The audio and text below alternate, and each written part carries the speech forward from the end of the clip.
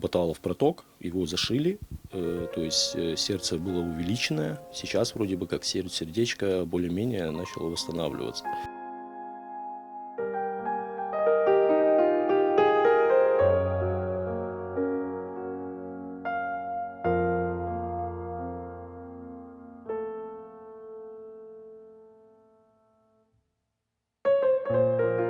У нее повысился креатинин. Что это такое? Это идет воспаление мочевого пузыря. Оперировать сейчас нету возможности, потому что идет воспаление. Вот. Сейчас Мэри лежит на гемодиализе.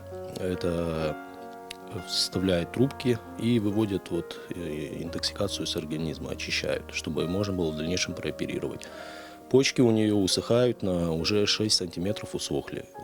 Сначала вроде правая говорили, а теперь уже и вторая. Идет патология. Почки не справляются.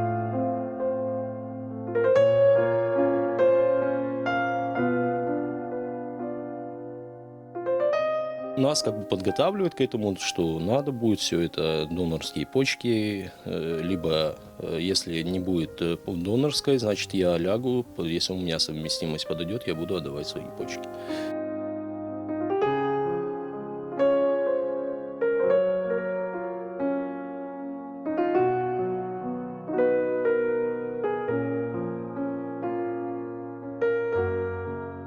Мне неудобно просить, честно говоря, неудобно. Я привык в жизни, стараюсь добиваться сам, но у нас сейчас данная ситуация, мы запрашивали 300 тысяч, я думаю, что это будет не предел.